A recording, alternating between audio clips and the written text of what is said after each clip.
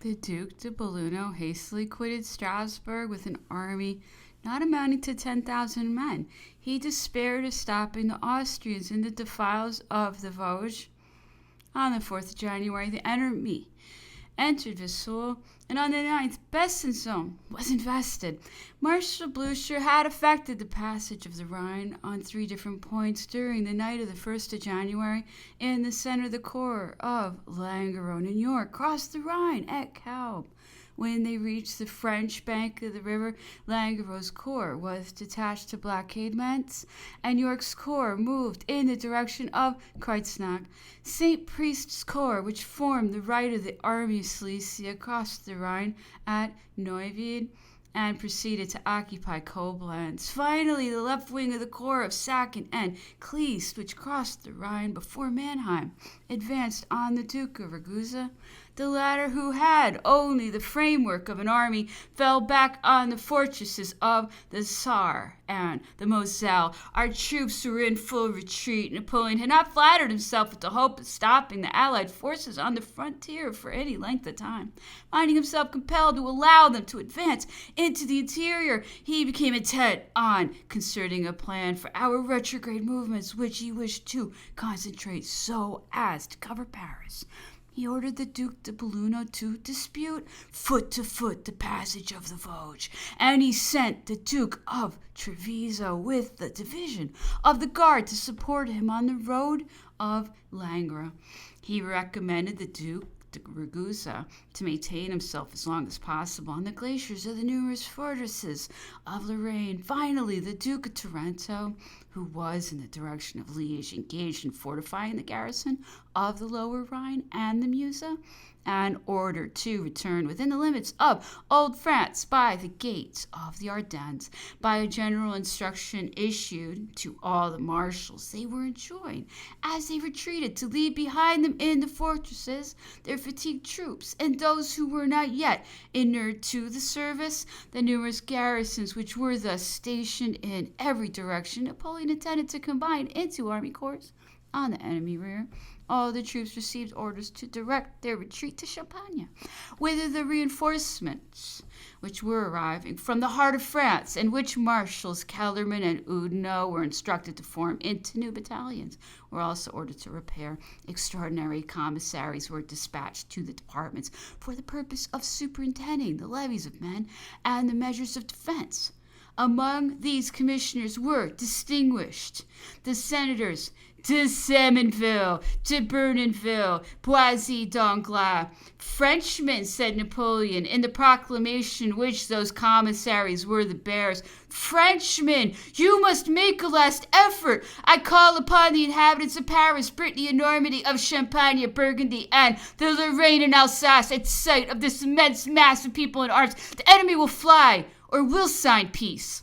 The emperor neglected no means of intimidating the enemy in his advance. He well knew the extreme circumspection of the generals who were opposed to him, and he foresaw their irresolution. Numerous military reviews took place in the court of the Tuileries, and the journals never failed to double or triple the real amount of troops that had been reviewed. In less than a month, upwards of 100,000 men were stated to have marched through Paris to join the army. But we must leave these newspaper stratagems and return to truths. Notwithstanding all the activity which Napoleon manifested in re-embodying the army, he could not hope to be enabled to open the campaign before the end of January, and he could not calculate on raising more than 100,000 men. The enemy spread round us a circle of 600,000 troops. He was even stated to have possessed double that number, but this was not so much a calculation of the forces which the enemy had actually led to our frontiers as a favorable estimate of those which he might gradually bring forward. However bold Napoleon may be supposed to have been, he certainly would not have attempted to oppose such a force had it presented itself all at once. But his eye, accustomed as it was to measure the advancing giant at full length, soon discovered some disjointed parts which would serve as marks at which our blows might be aimed. The Allied forces were an echelon on 3 principal lines of communication which extended extended from Berlin, Warsaw, and Vienna to the Rhine. The marching columns could only arrive successively to throw a weight into the balance of events. Besides, these forces were not all movable. Great numbers were impeded on the road by obstacles and operations which could not terminate speedily.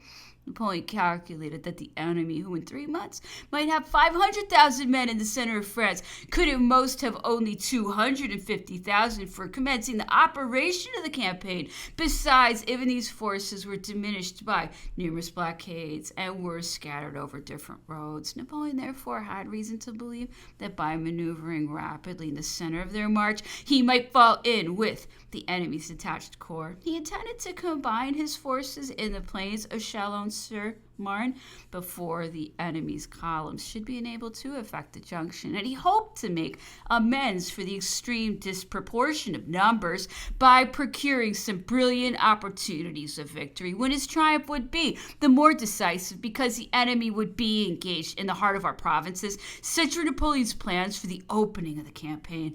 All the troops that could be raised in Chalon between this period and the end of January were to be hastily collected together to compose an army, while at the same time measures were taken to secure reserves for supporting the ulterior operations of the campaign. But could Napoleon rally round him all the troops that were yet beyond the French territory? Before we enter upon the consideration of the numerous sacrifices and serious difficulties attendant on such an attempt, we will take a view of the French troops which were dispersed far from the point which was about to become the principal scene of conflict.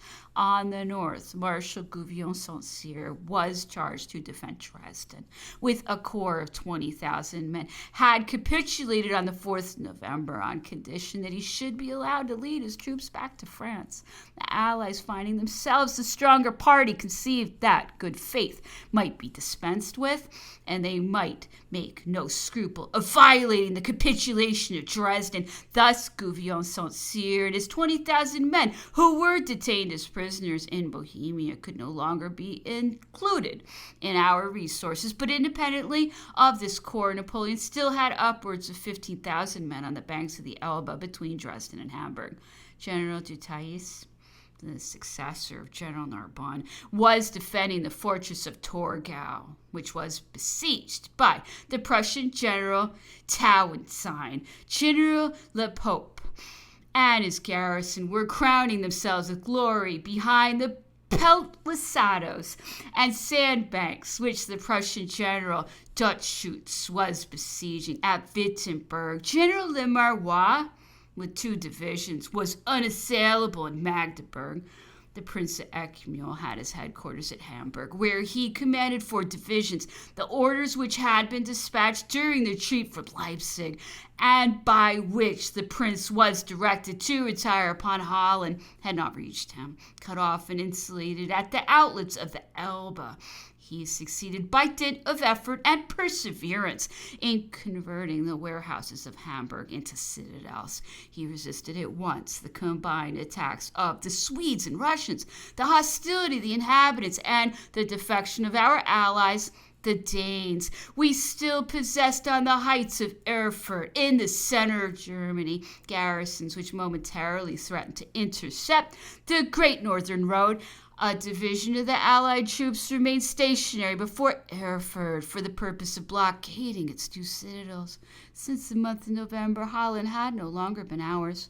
The approach of the corps of Bülow and Vincent-Goroda, who, after occupying Hanover and Westphalia, had advanced on Munster, Wesel, and Dusseldorf, had suddenly excited a revolution in Holland. The insurrections of Amsterdam and The Hague, and the desertion of the foreign battalions composing the division of General Molitor, had left the French authorities no means of resistance. But while Vincent-Goroda advanced on the Wachau and passed the Moerdijk, and the English troops, united with the Dutch, took possession of the mouth of the Scheldt, some faithful troops had thrown themselves into the fortresses of Deventer and Naarden.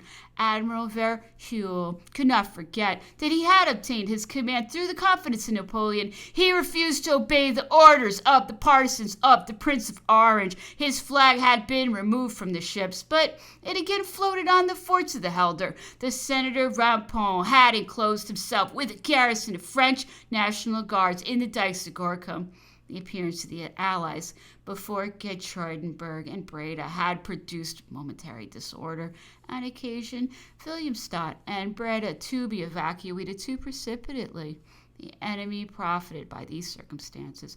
General Graham landed the English troops at Willemstad, and at the commencement of January, the Prussian General Bülow joined the forces of General Vincent-Goroda in the environs of Breda. Having thus crossed the Wachau and the Meuse, the Allies had to go only a step further to attack Antwerp.